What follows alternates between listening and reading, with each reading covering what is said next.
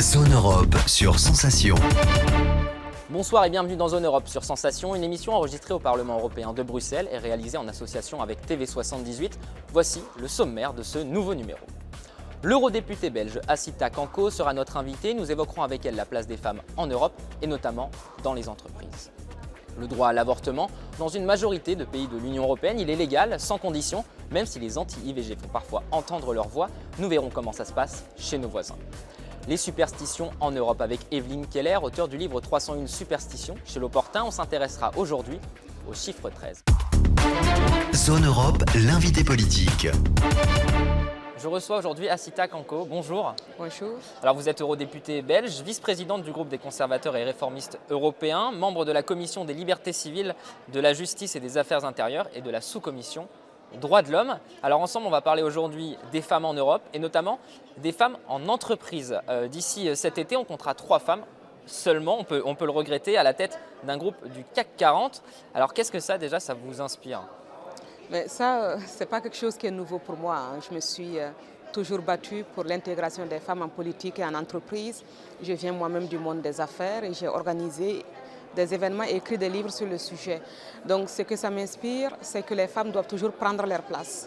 Elles ne doivent pas attendre la permission des hommes. Vous pensez que ça n'arrivera jamais elles doivent si elles prendre ne le leur font pas ? place de plus en plus. Ça n'arrivera jamais parce qu'il y a cette expression anglaise connue qui dit « there is no such thing as a free lunch ».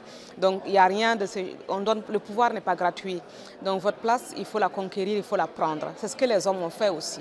Et toutes les 3 femmes qui y sont arrivées, elles n'ont pas reçu ça gratuitement. On peut citer Catherine McGregor à la tête de Engie depuis début 2021, Christelle Heidemann qui va prendre la tête de Orange à partir du 4 avril et Estelle Brachlianoff qui va prendre la tête de Veolia à partir du 1er juillet. Oui, et moi j'ai lu aussi qu'en France, dans les conseils d'administration en général, il y a quand même 45% de femmes, donc c'est un beau progrès. Vous pensez ? Je pense, en fait, c'est dommage même qu'on parle d'effort. Je pense que ça devrait être naturel, que les femmes fassent partie de la gestion du pouvoir politique, économique et aussi dans leur vie intime. Parce que ce qu'on voit là, c'est le symptôme d'un problème dans la société. Et j'ai écrit dans un de mes livres que le péché originel se retrouve dans la répartition classique des rôles. Donc l'homme qui peut aller gagner de l'argent. Je crois que ce n'est pas seulement la faute de l'homme en tout cas. Moi par exemple, j'ai toujours pris ma place. J'ai 4 frères, je ne me suis jamais laissé faire. Et au sein du Parlement, je prends ma place aussi. Je pense qu'il faut se battre, il ne faut pas baisser les bras. Il ne faut pas mentir non plus aux gens en disant « mais écoutez, attendez, quelqu'un va vous le donner ». Ça n'arrive pas comme ça. Il faut vraiment travailler dur. Il faut savoir dire, écoutez, je ne vais pas être la seule à m'occuper des enfants, donc il faut se battre à la maison aussi, ou alors bien choisir son compagnon. Il y a une des patronnes des co-dirigeantes de Facebook, Sheryl Sandberg, qui a écrit dans son livre Lean In, donc prenez votre place. Elle a écrit: un de vos choix de carrière les plus importants en tant que femme, c'est le choix de votre conjoint. Donc moi, un mec qui ne veut pas que je fasse mon boulot ou que je poursuive mes ambitions avec autant de passion que lui, il n'a pas de place dans ma vie. Alors on est ici au Parlement européen à Bruxelles. Alors au Parlement européen, la parité est plutôt respectée, en tout cas au niveau des eurodéputés. La présidente de la Commission européenne, Ursula von der Leyen, veut davantage de femmes dans les conseils d'administration en général, c'est ce que vous disiez tout à l'heure. Elle veut garantir un quota de genre. Plus de 40% dans les conseils d'administration des entreprises cotées en bourse. Est-ce que vous pensez que les quotas, c'est une bonne chose ? Écoutez, moi je l'ai pensé à un moment donné, il y a 15-20 ans, avant moi-même d'arriver dans un conseil d'administration et d'être élu dans un poste à responsabilité en politique. Et donc je me rends compte, en y réfléchissant, qu'il faut aussi, dans la poursuite de ce qu'on veut atteindre, on apprend également à survivre. Il faut se faire respecter et occuper la place en même temps que les autres, savoir faire entendre sa voix. Et donc ce que je constate, c'est que von der Leyen, en fait, ment aux femmes. Ce qu'elle dit, c'est un énorme mensonge et c'est une fausse promesse. C'est également, je dirais, une fausse réponse à un vrai problème. Est-ce que nous voulons tous qu'il y ait un équilibre au niveau de l'exercice du pouvoir? Est-ce que c'est utile et bon pour la société? Oui, les femmes ont autant de talent que les hommes. Mais est-ce que sa solution d'imposer un quota aux entreprises cotées est une solution réaliste et même efficace? Non, c'est un gros mensonge. Je pensais que c'est démagogique. C'est absolument démagogique et ce qui est triste, c'est qu'elle ment aux femmes en disant ça. Pourquoi? Von der Leyen elle-même, elle est une maman. Elle a été ministre, elle s'est battue en politique. À quel moment de sa vie professionnelle a-t-elle reçu un cadeau? Et donc, il faut dire la vérité. Moi, si les jeunes filles viennent me trouver au Parlement en disant, Asita, comment tu as fait pour être élue, comment est-ce que tu t'en sors tous les jours, comment tu as réussi à te faire respecter dans ton groupe politique, à t'imposer dans la politique qui est un milieu machiste, moi aussi je le vis. Alors, je l'ai dit, je me suis battue. Si quelqu'un me donne un coup de poing, je le lui rends. Hein? Et c'est pas littéralement, bien sûr, Oui, mais il ne faut pas se laisser faire. Il ne faut pas se laisser faire. Je leur dis la vérité. Je ne sais parfois pas comment gérer. Je suis une maman et parfois je me suis retrouvée en larmes dans ma voiture parce que j'étais en retard à la crèche, par exemple, et que je me sentais coupable. Aujourd'hui encore, je me demande, je me sens coupable quand je suis à la maison parce que je n'ai peut-être pas fini un truc au boulot. Je me sens coupable quand je suis ici parce que bon, j'aimerais bien être avec ma fille. Tout le monde a ce conflit intérieur. Mais comment est-ce que je fais?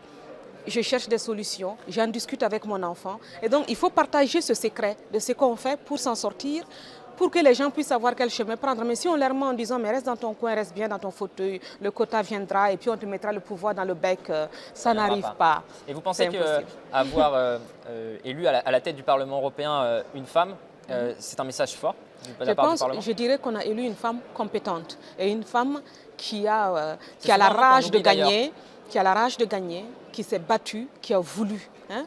Et donc, Rebata Messola, que je connais bien parce qu'on a travaillé ensemble dans l'IB, elle a cette passion et cette volonté. Mais il y aura toujours des gens qui vous diront, soyez patiente, ce n'est pas votre moment, attendez. Mais moi aussi, j'ai entendu des choses comme ça avant. Mais pourquoi on ne dit pas ça aux gens? Mais oui, il ne faut pas attendre, il faut surtout faire le contraire.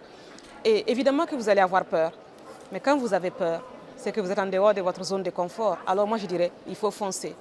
Il faut foncer à ce moment-là. Justement, vous parlez de peur, il y a un autre point que je voudrais qu'on aborde ensemble, c'est la situation des femmes en Afghanistan. Oui. Nous avons reçu en septembre dernier pour parler de ce sujet. Vous faisiez part de vos craintes pour les femmes afghanes sous le régime taliban. Oui. Est-ce que vous pouvez nous en dire ce qu'il en est aujourd'hui là-bas? Bon, ça n'a pas changé. Donc quand on voit, il y a des enfants, des fillettes qui sont vendues, moi j'ai vu une image dans une université où on dit « Ah oui, c'est génial, en Afghanistan, les femmes peuvent retourner à l'université. » Mais elles sont en burqa, on voit. Mais c'est vraiment comme si on était dans le film là où il y a un type qui s'appelle Dark Vador, j'oublie toujours le titre. Star Wars. Voilà, dans Star Wars, c'est comme si on était dans Star Wars et c'est vraiment triste. Et on peut même se demander si ce sont des femmes qui sont... On ne sait pas en fait. Et donc quand je vois ça, vous pensez qu'elles sont instrumentalisées? Oui, elles sont instrumentalisées. Deux, on les gomme, on les efface, on leur refuse d'être qui elles sont. Et on leur donne, elles deviennent une masse anonyme, sans volonté, sans liberté. Il me semble que le ministère des femmes qui existait en Afghanistan a été transformé en ministère de la charia. Des mœurs ou de la charia. Et on a entendu, le problème, moi ce qui m'inquiète, c'est que ce qui se passe avec ces femmes en Afghanistan, qui n'ont pas le droit de travailler, qui n'ont pas le droit de choisir leur mari, etc., et qui n'ont même pas le droit de voyager en taxi non accompagné, hein, et qui doivent porter une burqa, c'est ce que l'islam radical veut partout dans le monde pour les femmes, y compris en Europe, dans nos quartiers. Et face à cela, on ne doit pas être naïf. Hein, c'est la même philosophie. Face à ça? Ben, il faut déjà éviter les tabous. Chaque fois que quelqu'un critique le voile et dit que c'est pour souligner l'infériorité de la femme, lui demander de ne pas provoquer les hommes, la rendre coupable quand un homme l'agresse sexuellement, c'est ça le projet. Quand on dit ça, évidemment, qu'on nous demande de nous taire, de ne pas exagérer, de ne pas stigmatiser, mais en réalité, on abandonne les femmes à l'islamisme. Et moi, je trouve ça très inquiétant. On a encore vu le président des Verts en Allemagne dire qu'il faudrait peut-être instaurer une partie de la charia qui est compatible avec nos lois en Europe. Mais en Allemagne, moi, je suis choquée. Je suis née au Burkina Faso, dans une famille musulmane. Hein? Je suis allée à la mosquée, j'ai vu ça, je connais des sourates du Coran, je sais ce que c'est que l'islam et je sais aussi quelle est la partie qui est mauvaise pour les femmes. C'est-à-dire tout, il n'y a rien qui est bon pour les femmes. Hein? Donc sinon, les hommes, ils peuvent avoir 4 femmes et tout le bazar. Mais si quand je vois quelqu'un sur le continent de Simone de Beauvoir dire on va instaurer une partie de la charia, j'ai envie de dire, mais écoute, instaure-le sur toi-même, commence déjà par inverser les rôles. Tu vas être parmi les 4 maris d'une femme, tu vas porter une burqa, hein, et tu vas être disponible sexuellement quand elle le veut, hein, et tu ne pourras jamais choisir toi-même ce que tu fais, tu n'auras pas le droit d'aller travailler ou de prendre un taxi tout seul. On va voir s'il sera content. Mais justement, en janvier dernier, il y a une réunion qui s'est tenue à Oslo, en Norvège, entre une délégation de talibans et des diplomates européens. Est-ce que vous pensez que c'est normal? Est-ce qu'il faut discuter avec les talibans? Est-ce qu'il faut instaurer une relation normale avec les talibans? Je pense qu'il faut faire très attention. De toute façon, on ne peut pas être radical là-dessus. Je pense qu'il ne faut pas légitimer les talibans, mais il faut leur parler. Ça dépend maintenant de ce qu'on va leur dire. Moi, je voudrais qu'on leur dise qu'on ne va pas transiger sur les valeurs, mais il faut éviter de donner notre argent aux talibans. Il faut le donner à la société civile et aux femmes pour qu'elles puissent se libérer. Il faut poser des conditions strictes. Il ne faut pas se laisser faire en Afghanistan. Il faut pas se laisser faire dans le Sahel non plus, ou au Burkina Faso ou au Mali. Il faut peut-être prendre des sanctions, qu'elles soient économiques ou autres, envers les pays qui sont alliés des talibans, parce qu'on sait que certains pays aident les talibans justement dans leur financement. Je pense que quoi qu'on fasse, il ne faut pas perdre de vue que nous devons aider la population civile. Nous devons les aider justement à s'insurger. La liberté. On ne les a pas assez aidés pour l'instant. On a plutôt financé. On l'a vu quand il y a eu le départ de Kaboul. Vous pensez qu'on a laissé les populations de côté? Oui. On leur a dit merci pour ce que vous avez fait pour nous et à plus tard. Pendant tout le temps qu'on a été présent, on a financé le paternalisme et on a financé la corruption. On n'a pas financé la liberté et on a confondu stratégie et tactique. Donc en réalité, on n'a rien construit à long terme. C'est ce qu'on est en train de faire comme erreur au Mali, en Afrique de l'Ouest aussi. Alors on l'a vu il y a quelques semaines sur l'émission Zone Interdite qui est diffusée en France sur M6. Oui. Il y avait un reportage sur l'islam radical. Vous avez exprimé votre soutien à Ophélie Meunier qui anime cette émission. Elle reçoit des menaces de mort récurrentes depuis la diffusion de ce sujet. Elle est actuellement placée sous protection policière. Quel est votre sentiment à ce sujet? Un sentiment de colère et de révolte. Je trouve que c'est totalement inadmissible qu'en Europe, on doive se cacher parce qu'on a dénoncé l'islamisme, parce qu'on a juste fait son travail de journaliste. Et en plus, c'est comment l'islamisme est en train de s'implanter en France, dans une ville française. Donc on n'est même pas en Afghanistan. Donc je dirais, aujourd'hui, tout le monde devrait condamner cela et on ne peut pas accepter. On doit reconnaître que c'est extrêmement grave. Donc on n'avance pas. On n'a même pas besoin d'aller en Afghanistan pour voir les islamistes. Ils sont ici parmi nous et il ne faut pas se voiler la face. Très bien. Merci beaucoup Assita Kanko d'avoir été avec nous dans Zone Europe. Je rappelle que vous êtes eurodéputée belge, vice-présidente du groupe des conservateurs et réformistes européens, membre de la commission des libertés civiles, de la justice et des affaires intérieures et de la sous-commission droits de l'homme. Zone Europe chez nos voisins. Et chez nos voisins, ça se passe comment? C'est notre rubrique en partenariat avec HEJ, l'Institut des hautes études de journalisme de Montpellier. Cette semaine, le droit à l'avortement avec Léa Carmona. Et chez nos voisins, comment ça se passe, le droit à l'avortement? L'avortement, c'est un acte médical visant à stopper une grossesse pour diverses raisons, par voie médicamenteuse ou chirurgicale. Cette intervention doit se faire dans un délai fixé par la loi. En France, l'IVG a été autorisée par la loi Veil de 1975. Le délai légal d'avortement est de 12 semaines, un délai qui varie selon les circonstances, comme un danger pour la mère ou une malformation du fœtus, par exemple. Par ailleurs, l'IVG ainsi que tous les actes autour de celle-ci, comme les consultations ou les échographies, sont intégralement pris en charge par l'assurance maladie. Presque tous les pays européens autorisent l'interruption volontaire de grossesse. Au Luxembourg, la dépénalisation de l'avortement date du 22 décembre 2014. Elle permet aujourd'hui aux Luxembourgeoises de recourir à l'IVG dans un délai de 12 semaines après le début de la grossesse, comme en France. Auparavant, l'interruption volontaire de grossesse n'était autorisée qu'en cas de détresse. En Irlande, l'avortement est entré en vigueur le 1er janvier 2019. Elle autorise l'IVG sans condition jusqu'à 12 semaines et 24 semaines dans le cas de risque pour la vie ou de grave danger pour la santé de la femme enceinte. En Pologne, l'avortement n'est autorisé qu'en cas de viol, d'inceste ou de danger pour la mère depuis janvier 2021. Après avoir tenté de l'interdire totalement en janvier 2016, le gouvernement l'a restreint en supprimant la possibilité d'avorter en cas de malformation grave du fœtus qui concernait 90% des IVG dans le pays. Le seul pays l'interdisant totalement est Malte. Quelle que soit la situation, les femmes ayant avorté ou médecins ayant pratiqué une IVG risquent jusqu'à 3 ans de prison ferme. En parallèle, certains pays d'Europe bénéficient d'un délai plus long pour pratiquer l'avortement. C'est le cas par exemple de l'Espagne où il est praticable jusqu'à 14 semaines ou encore au Portugal où le délai s'étend jusqu'à 22 semaines. Zone Europe Voyage. On en vient maintenant à notre rubrique Voyager dans l'assiette. Cette semaine, le terroir est à l'honneur. Le chef Nicolas Paciello de la pâtisserie parisienne 5 Sens nous dévoile sa recette de la tarte tatin. Cette tarte tatin, elle est un peu spéciale parce que c'est une recette que j'ai faite pour le concours des meilleurs ouvriers de France en 2018. Alors, pour réaliser la pâte sucrée, on aura besoin de farine, de sucre glace, de poudre d'amande, de beurre, du sel et un œuf. À température ambiante, c'est beaucoup mieux parce qu'après, s'il sort du frigo, il est froid, ça va faire durcir la pâte. Pour réaliser la crème pâtissière, on aura besoin de la crème, un peu de beurre, du sucre, de la vanille, des bonnes gousses de vanille fraîche, une feuille de gélatine, des jaunes et pour le coup de la fécule de pomme de terre. Et pour finir, on va réaliser un caramel, donc on aura besoin de sucre, d'eau, on va aromatiser ça avec un peu de fèves de tonka, une pointe de fleur de sel et puis les pommes. Forcément sans pommes, on ne peut pas faire de tarte tatin. Et bien on va commencer. Du coup, pour réaliser la pâte sucrée, on va mettre dans un bol la farine. On va prendre le beurre, alors pas forcément pommade, moi je l'ai sorti du frigo, donc les dés sont assez durs et ça va permettre de bien sabler la pâte.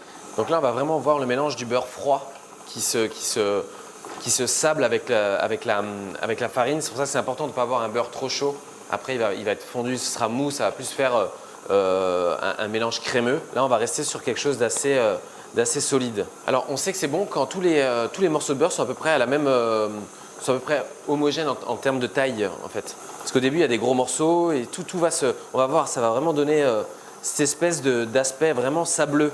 Voilà, on voit bien que ça devient comme de la poudre. En fait, le beurre s'est bien mélangé à la farine, mais n'est pas fondu. Donc à ce moment-là, on va pouvoir rajouter le sucre glace et la poudre d'amande.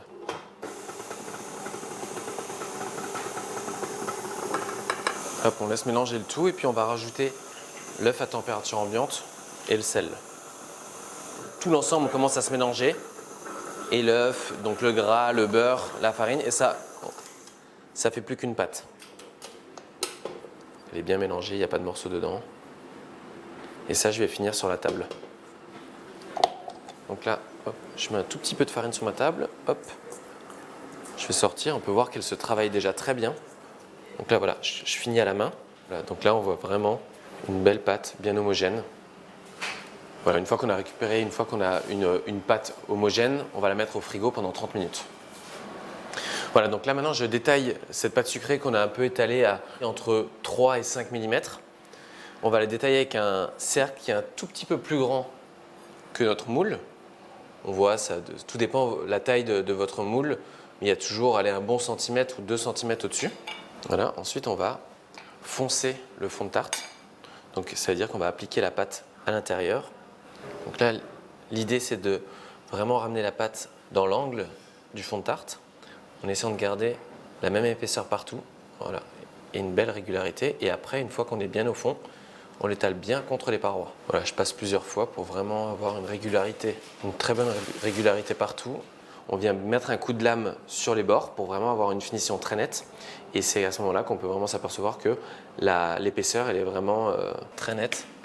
On va juste la piquer un tout petit peu au milieu, faire un trou. Au lieu d'en faire plusieurs, on n'en fait qu'un, histoire que l'air puisse sortir et que ça ne fasse pas des cloques sur la pâte. Et on va l'enfourner à 170 degrés pendant à peu près 25-30 minutes. Au bout d'à peu près une demi-heure, on a un fond de tarte qui est bien doré, bien cuit. On va le sortir, on va laisser refroidir et on va le démouler. Alors ensuite, on va passer sur la crème pâtissière. Pour faire une bonne crème pâtissière, il faut de la crème, des gousses de vanille fraîche, une feuille de gélatine que j'ai fait tremper dans l'eau froide, de la fécule de pomme de terre ou de la maïzena, du beurre, des jaunes et du sucre. Donc on va commencer par faire chauffer doucement la crème. Je vais couper mes vanilles en deux. On va vraiment se mettre au milieu. On va bien la couper en deux pour la séparer. Et ensuite, on va venir gratter l'intérieur. Hop. Voilà. On va les mettre dans la crème. Mais je vais aussi rajouter la gousse. Voilà. On va porter la crème à ébullition et on va laisser infuser pendant 20 minutes hors du feu. Dans un récipient, on va mettre la fécule,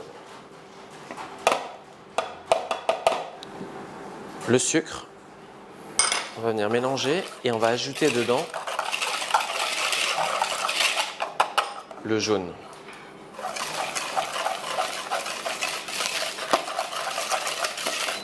Je vais verser un tout petit peu de crème sur mon premier mélange, histoire de le délayer un tout petit peu.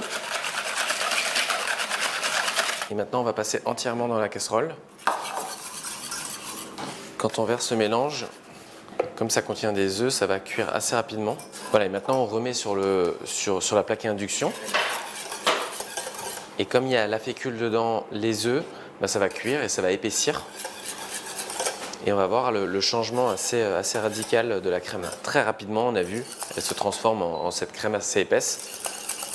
Qu'il ne faut surtout pas laisser en place, sinon ça va brûler dans le fond de la casserole.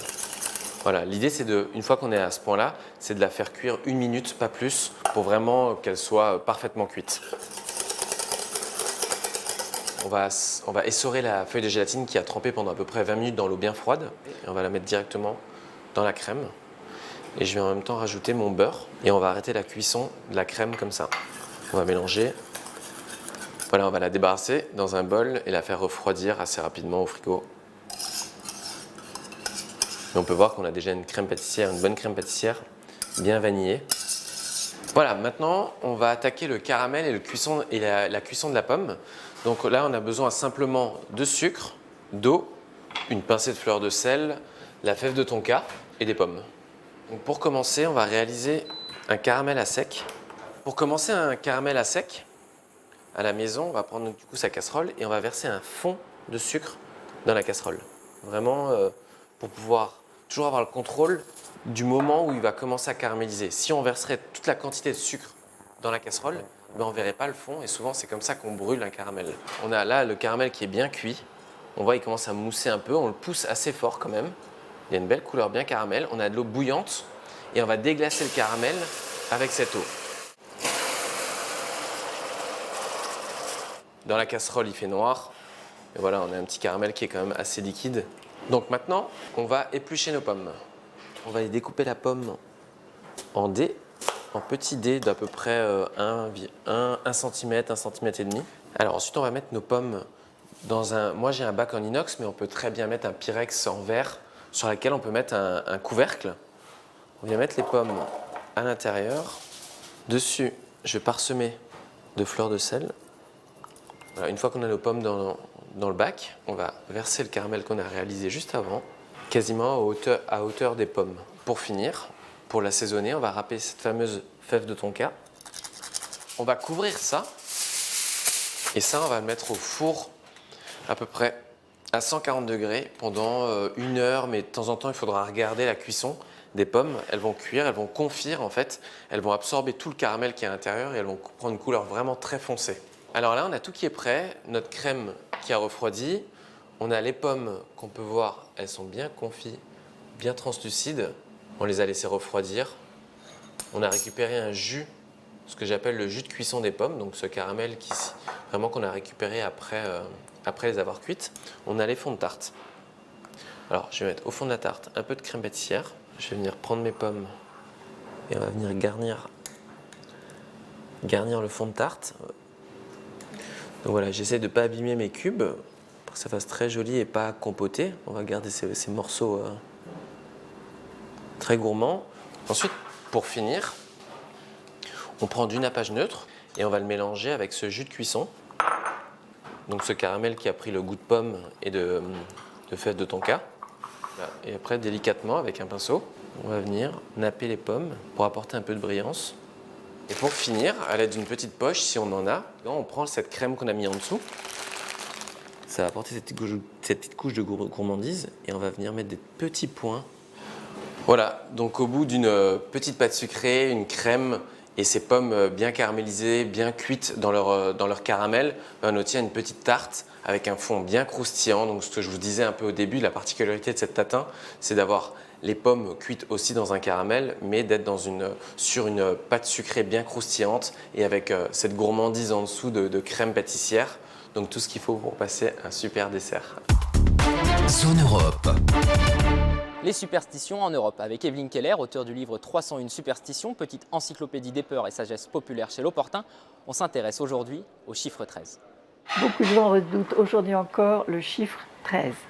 Si on veut remonter à l'origine de cette superstition, il faut remonter au Christ. Avant, elle n'existait pas, la peur du chiffre 13. Pourquoi le chiffre 13 ? Parce que lorsque Judas devait désigner Jésus, que personne ne connaissait, il est allé l'embrasser à la scène. Et quand il s'est assis à table, il était le 13e invité. On sait que par la suite, pris de remords, il est allé se pendre. Donc de là, le chiffre 13 porte malheur et on va le retrouver dans toute la tradition chrétienne. Alors, aujourd'hui, il y a encore des gens qui font attention de ne pas inviter 13 personnes lors d'un dîner, parce que, toujours avec cette connotation de porte-malheur. Donc une maîtresse de maison, elle va inviter 12 ou 14 personnes. Si jamais, pendant l'apéritif que l'on sert avant, la maîtresse de maison se rend compte que quelqu'un est venu accompagner, donc de 12, ils sont passés à 13, il faudrait vite qu'elle invite un 4e, sinon les gens vont se sentir mal. Et alors on dit aussi que dans l'assemblée, si quelqu'un de superstitieux est là, il va s'en aller de lui-même. parce qu'il se rend compte qu'il est le 13e et vite, il prend ses bagages et il s'en va. Oui, alors le chiffre 13 pour nous est censé porter malheur, alors que dans la Kabbale, c'est un chiffre porte-bonheur. Donc selon ses croyances, on va dire, ou sa foi, 13 peut porter bonheur ou malheur. 13 porte malheur, mais en revanche, ce qui porte malheur peut devenir porte-bonheur si on souhaite un étudiant, je te dis merde, à la puissance 13. Là, c'est totalement bénéfique, d'une part par la crotte, porte-bonheur, et la puissance 13. C'est amusant de voir ça. Zone Europe, c'est terminé pour aujourd'hui. Merci aux équipes techniques du Parlement européen de Bruxelles. Vous pouvez retrouver cette émission en podcast audio et vidéo sur notre site et notre application Radio Sensation et aussi sur TV78. Rendez-vous la semaine prochaine. Très bonne soirée. Zone Europe sur Sensation. Zone Europe.